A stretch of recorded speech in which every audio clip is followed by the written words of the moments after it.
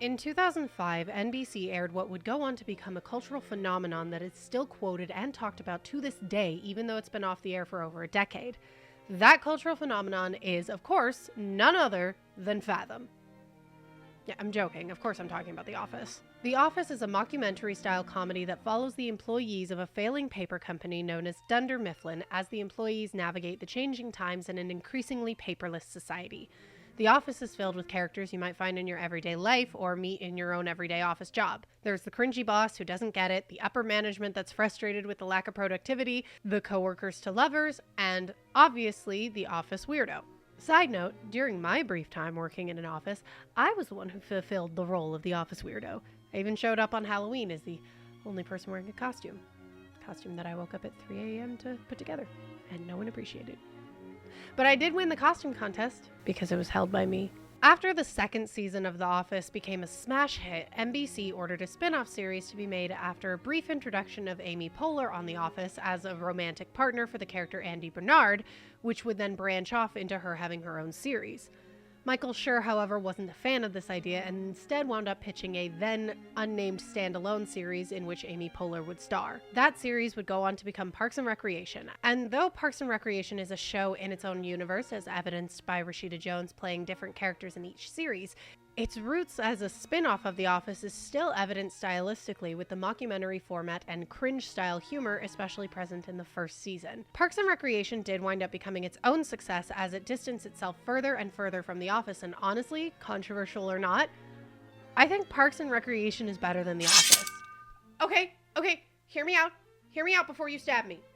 Hey there, it's me, Ricky, here to remind you to subscribe. Subscribing's very important, which is why I remember to ask you all to subscribe on every video that I record.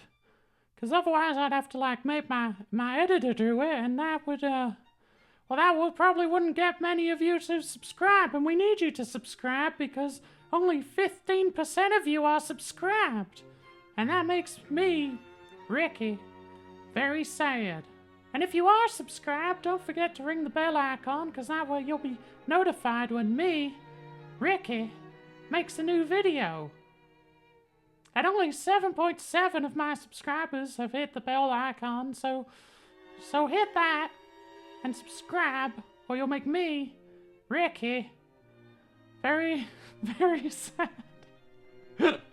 There are many reasons why I think that Parks and Recreation is a better show than The Office, and the main reasons kind of have to do more with autism and the way the shows handled each of their autistic coded characters, both of which have many that fulfill similar roles within the plot lines. So let's do a little compare and contrast about why Parks and Rec does it better, hopefully without the murdering me. Firstly though, I should probably discuss which characters we'll be going over from each show and where the autism coding comes in for them. So let's start it off with The Office. Michael Scott, the fun-loving, cringy boss of Dunder Mifflin, has always been autistic coded. He doesn't understand why some things are inappropriate for work, he takes things literally, and despite being a connoisseur of humor, he is really bad at knowing whether or not something is a joke. He also has unusual eating habits, and like many autistic people, when he feels emotions, he feels them in a big way, to the point where he can't hide his emotions at all. His facial expressions are over-exaggerated, he doesn't make eye contact very often, and most importantly, when we're shown videos of or hear stories about his childhood, it's obvious that all of these traits have been with him from the start. He's even had to learn to socialize better, and yet he still fails.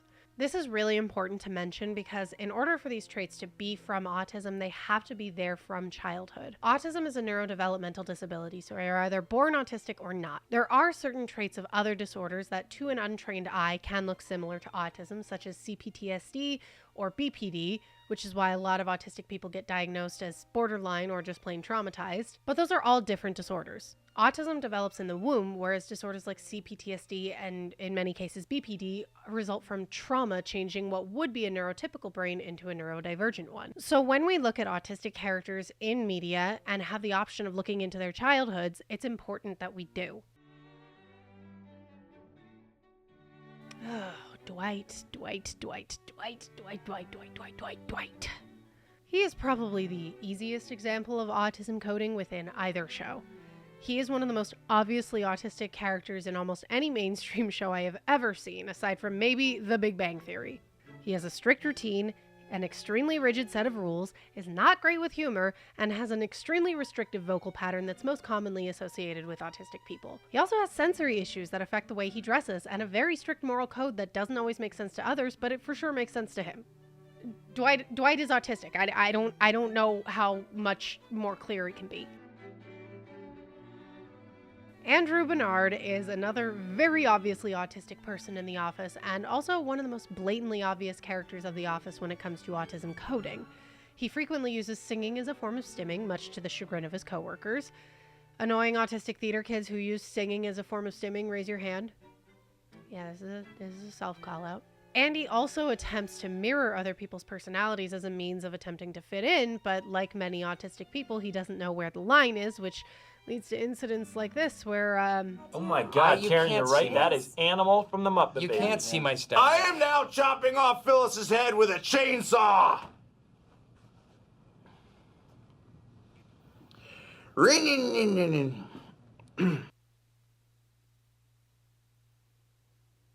Andy is also susceptible to fits of rage when his things are moved or displaced by others, something which Jim aggravates repeatedly because Jim knows it very much clearly triggers him.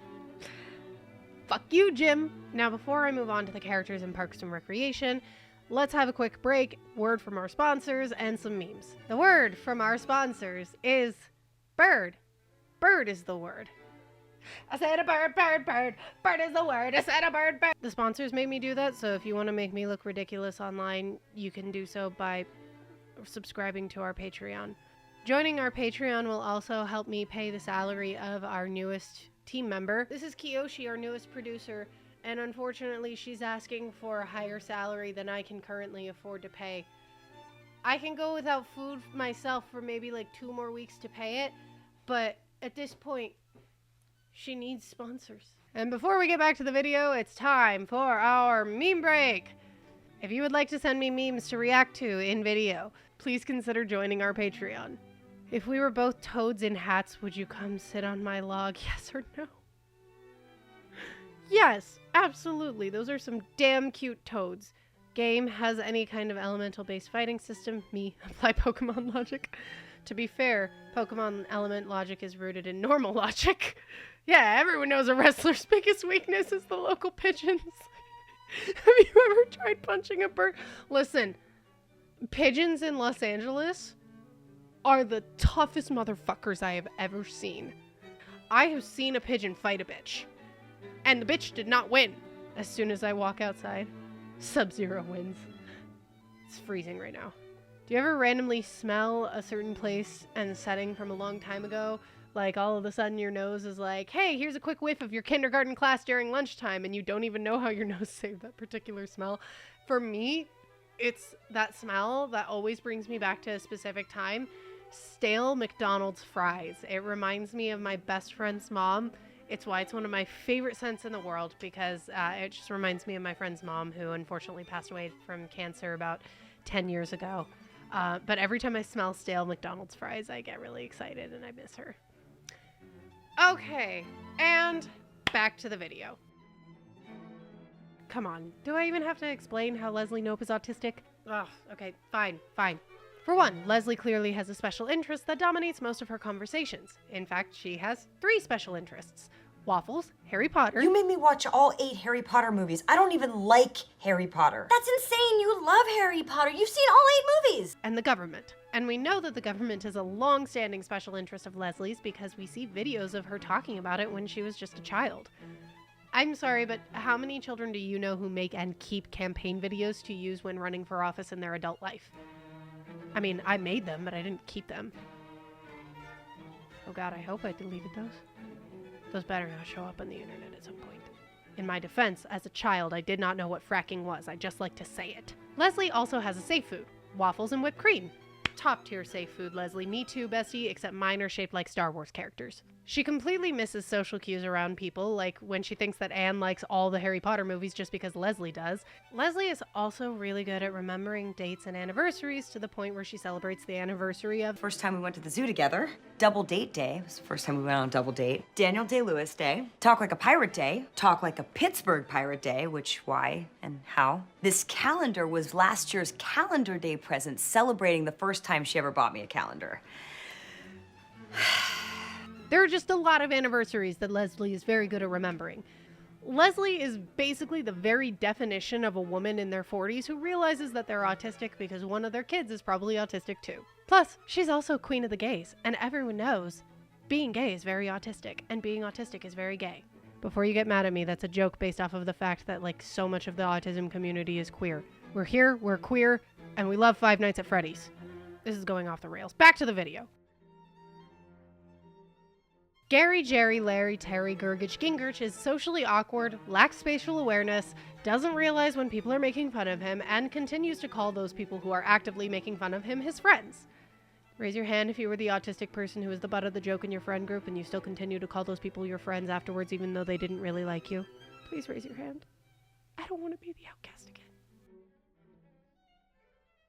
Do I need to explain how autistic people often don't make facial expressions, don't like superfluous language, like to have the same routine every single day for their entire lives because they don't like change, and have safe foods, which for Ron seems to be steak and scotch? Do I really need to explain all of that? No? Good. Now, before we begin our comparing and contrasting, you might be asking yourself, why didn't she bring up Aaron from The Office or other autistic characters in Parks and Rec like April and Andy? Firstly, if I listed every single autistic coded character from Parks and Rec, we'd be here all day. Secondly, I'm focusing on these specific characters because the ways in which each show handles them highlights the main reason why I think Parks and Rec is better at handling autistic coded characters than The Office. So, with all that groundwork done, let's break it down. My scriptwriter made me do this. She thought it was funny. I am actively losing all credibility and followers. Functionally speaking, Michael Scott and Leslie Knope are similar in the roles in which they start off, both being the cringy boss. Michael Scott and Leslie Knope are both trying their hardest to help a failing department succeed, but each of their ideas on how to make sure that happens are bad, such as Leslie trying to get a park built while accidentally upsetting the very people she needs to vote in favor of the park, or Michael Scott telling jokes that are not safe for the work environment and are also super racist. Try my googie googie. Try my googie googie. Try my googie googie. Try my... These situations arise from a lack of understanding social cues and taking things too far. But notice that when Leslie takes things too far, it never results in hurting other people. It mostly ends up with her hurting herself or chaining herself to a fence for no reason. And when Leslie does accidentally hurt somebody else after taking things too far, Leslie apologizes and holds herself accountable. One example of her holding herself accountable is when she apologizes to Ben after she kept making sure that they could spend time together without realizing that that was hurting him because he knew they couldn't be together romantically. In fact, every time Leslie makes a mistake because of her either not understanding social norms or her taking things too far in an attempt to fit in with her peers, she holds herself accountable. This is something we rarely see Michael do in the entire run of The Office. One of the only times he even comes close to an apology is after the watermark incident, and Michael still ends up making the person he's apologizing to somehow at fault, and calls her Grateful biatch. Nice one, Michael. At the end of the day, Leslie takes responsibility for her actions. Michael doesn't. Both Dwight Shrute and Ron Swanson fulfill a specific role of being the reclusive weirdo of the workplace, the ones who hunt and skin their own meat. Both would be equally as likely as the other to be found in a cabin in the woods surrounded by weapons, although in Dwight's case those weapons would probably be nunchucks, samurai swords, and self-created recreations of anime weapons. Both Dwight and Ron have a specific way in which they live their lives that requires routine and are not great with change, but the way that both of them react to people who don't share their lifestyle is drastically different. While Dwight seems to shame people who don't live like he does, constantly criticizing others for wasting money or doing things that he wouldn't do, Ron just kind of gives zero sharks. Even when Ron comes across people that don't really vibe with his lifestyle, like Tom, he never shames Tom for it. He never tells Tom that he shouldn't be how he is. He just tries to help Tom be better in his own Tom way.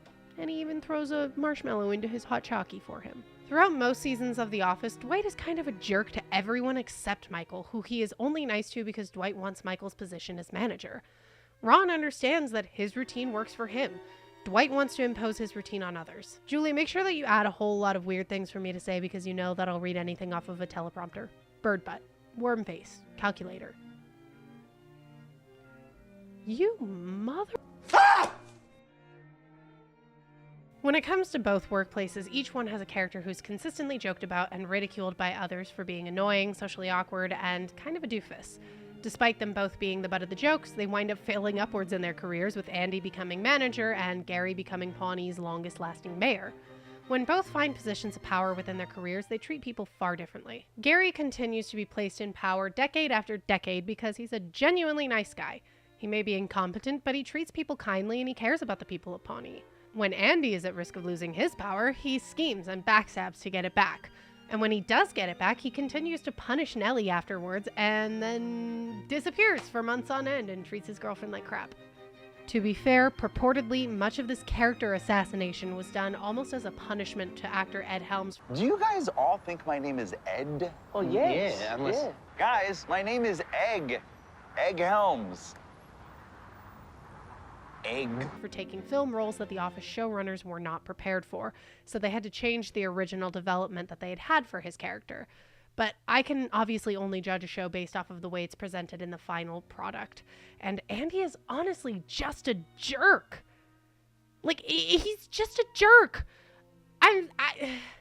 But is he the biggest jerk in the series? No. For that, we look to the Allistic or non-autistic people that frame the way we see the autistic-coded characters. In that, we find the main reason why I think Parks and Rec is better than The Office. There are not a lot of non-autistic characters in Pawnee. It seriously feels like there's something in the water that makes Pawnee the most autistic town possible. But there are definitely characters who are not autistic, such as Anne, Donna, and Mark Brandanowitz. The Office also has a couple of people who don't strike me as having autism, the main one being Jim Halpert, who I'm going to be focusing on in this section.